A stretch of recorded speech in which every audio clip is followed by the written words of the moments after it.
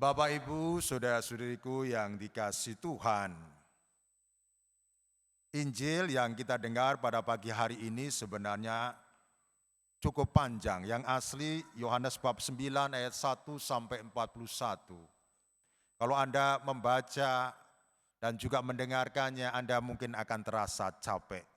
Yang saya baca tadi adalah yang dipersingkat. Maka kalau Anda ingin lebih mendalami bacaan hari ini, baca sendiri yang panjang, yang lengkap, yaitu dari Yohanes bab 9 ayat 1 sampai 41. Bapak, Ibu, saudara-saudariku yang dikasihi Tuhan, pernahkah Anda berjalan di lorong yang gelap, sepi, tanpa penerangan, tanpa lampu, dan kebetulan Anda juga lupa tidak membawa HP. Anda pikir bahwa Anda tidak akan kemalaman di jalan, tetapi ternyata kemalaman. Apa yang terjadi? Pertama tentu Anda merasa cemas, takut karena jalan di dalam lorong yang gelap. Bagaimana nanti kalau ada hantu? Bagaimana nanti kalau ada perampok? Bagaimana nanti kalau Anda menabrak tiang listrik Karena ini jalan di aspal yang ada tiang listriknya. Bagaimana juga nanti kalau Anda masuk ke selokan, ke sungai dan lain sebagainya. Itulah yang ada di dalam pikiran kita, benak kita. Tetapi apa yang terjadi kalau tiba-tiba ada sinar, entah itu dari depan atau dari belakang kita. Sinar dari kendaraan, sinar dari sepeda motor, atau orang yang berjalan di belakang kita. Kita yang semula mengalami kegelapan, akhirnya bisa melihat terang, jalan menjadi kelihatan, sehingga kita bisa berjalan dengan tenang. Memang kalau hanya mobil saja yang melintas, terang sebentar, setelah itu gelap lagi. Tapi syukur kalau kemudian ada orang yang di belakang kita, yang kebetulan jalan dan memakai senter.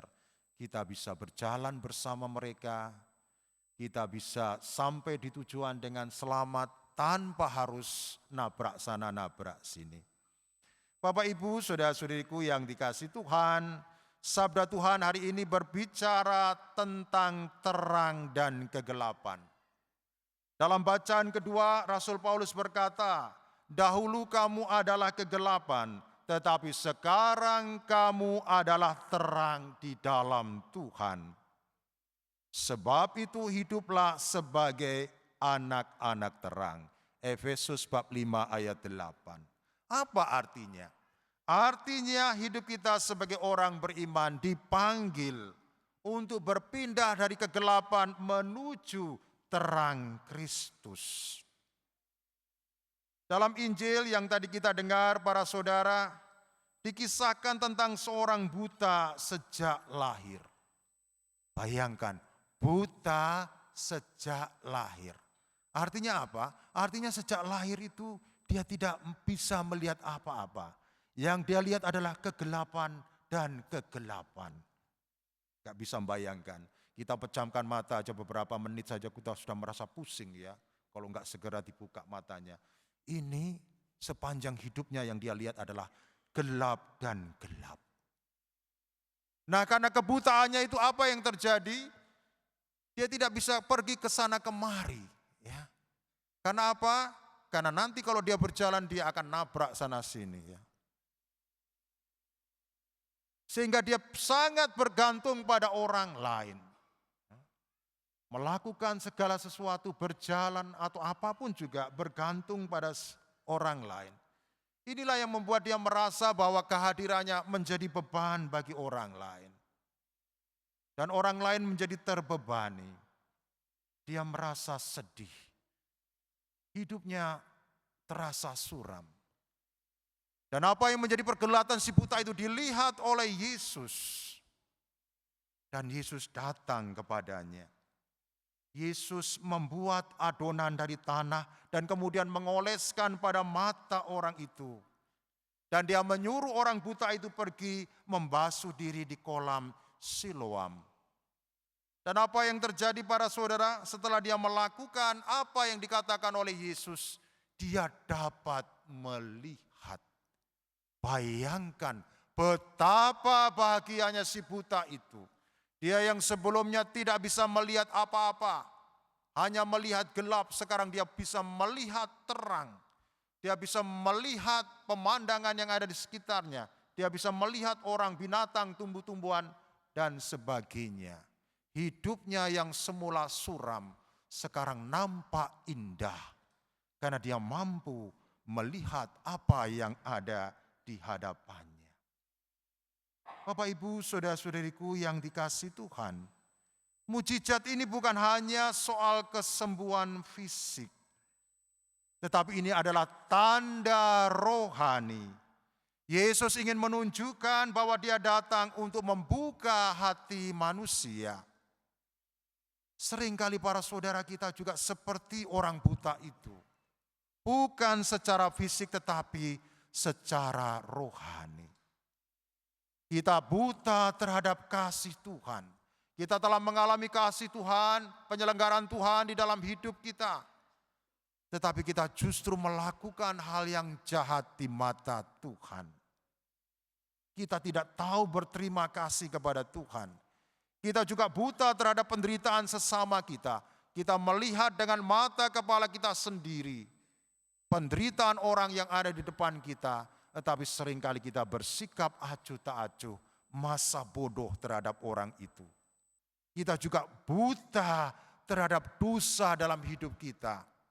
Kita telah melakukan banyak kejahatan tetapi kita merasa tenang-tenang saja.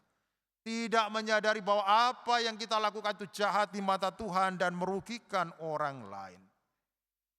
Yesus, para saudara, datang untuk membuka mata hati kita agar kita dapat melihat kebenaran. Hal yang menarik dari kisah ini, para saudara, adalah reaksi orang-orang di sekitar mujizat itu. Orang yang tadinya buta justru mengenal siapa itu Yesus. Awalnya dia berkata, orang yang disebut Yesus itu menyembuhkan aku. Melihat Yesus sebagai sang penyembuh. Kemudian dia berkata, dia seorang nabi. Pemahamannya mulai berkembang. Dari seorang penyembuh menjadi seorang nabi, utusan Allah. Dan akhirnya dia bersujud kepada Yesus dan berkata, aku percaya Tuhan.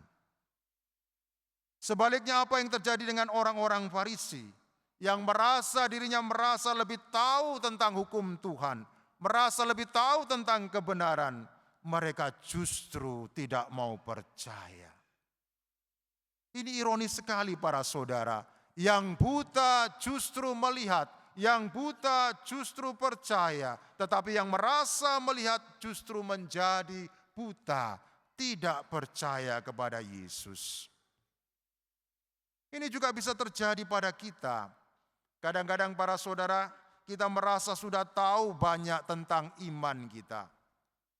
Karena merasa bahwa kita sudah lama menjadi orang Katolik, sejak lahir sudah menjadi Katolik. Apalagi kita merasa bahwa selama ini kita sering pergi ke gereja, ikut kegiatan rohani ini dan itu. Tetapi para saudara, hati kita bisa saja tertutup terhadap karya Tuhan. Tidak percaya kepada Tuhan. Terang Kristus, para saudara, hanya dapat dilihat oleh mereka yang mempunyai kerendahan hati. Rasul Paulus mengingatkan, buah terang ialah segala yang baik, benar, dan adil. Apa artinya? Artinya hidup di dalam terang Kristus itu harus terlihat dalam cara hidup kita setiap hari. Terang Kristus itu nampak ketika kita lebih memilih kejujuran daripada kebohongan. Memilih kasih daripada kebencian. Memilih pengampunan daripada dendam. Dan memilih kepedulian daripada sikap acuh tak acuh. Terang itu, para saudara, tidak hanya untuk dinikmati sendiri. Ya apa enggak? Kalau kita menyalakan lilin, ya, apalagi lilin itu ditaruh di atas, dia tidak hanya menerangi sekitar di satu daerah saja, tapi menerangi banyak tempat. Ya. Memang kalau di bawah dia tidak menerangi. Lampu ini juga, dia tidak hanya menerangi saya, tapi menerangi Anda. Ya. Terang selalu menerangi sekelilingnya. Maka kita para saudara, sebagai seorang Kristiani, kita diajak untuk menjadi lilin-lilin kecil yang menerangi dunia sekitarnya. Dengan hidup di dalam kasih, dalam kejujuran, dalam kebaikan, dan lain sebagainya. Dalam surat Rasul Paulus kepada jemaat di Efesus, kita mendengarkan kalimat yang sangat kuat. Bangunlah hai kamu yang tidur, dan bangkitlah dari antara orang mati, dan Kristus akan bercahaya atas kamu. Sabda ini para saudara seperti panggilan bagi kita untuk bangun dari tidur rohani kita. Kadang para saudara iman kita itu tertidur. Doa bagi kita hanya menjadi rutinitas belaka yang kita lakukan tanpa hati. Ya berdoa tetapi hanya secara mekanik. Bapa kami salam Maria, ya karena hafal ya. Kita doakan begitu saja. Tidak kita hayati. Pergi ke gereja setiap hari, setiap minggu. Tetapi ya hanya kayak gitu saja. Kita mendengarkan sabda Tuhan masuk telinga kanan, keluar telinga kiri. Ya. Kita hanya melakukan itu sebagai kewajiban. Misa hanya menjadi kebiasaan. Kita juga tidak lagi pegang terhadap suara Tuhan yang mengajak kita untuk melakukan yang baik dan menghindari yang buruk. Sabda Tuhan hari ini para saudara mengajak kita untuk bangun kembali dan membiarkan Kristus menerangi hidup kita.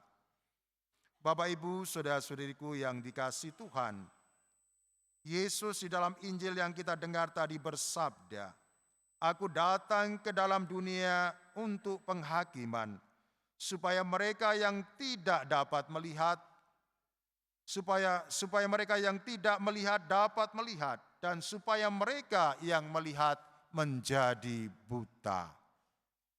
Pertanyaannya bagi kita hari ini adalah, apakah kita mau membuka mata hati kita kepada terang Kristus atau tidak?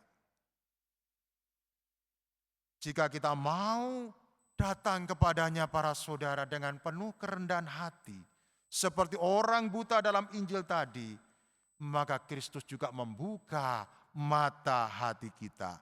Dan ketika mata hati kita terbuka, hidup kita akan berubah. Kita tidak akan lagi berjalan di dalam kegelapan, tetapi kita hidup di dalam terang Kristus. Kita menjadi anak-anak terang yang melakukan kebenaran.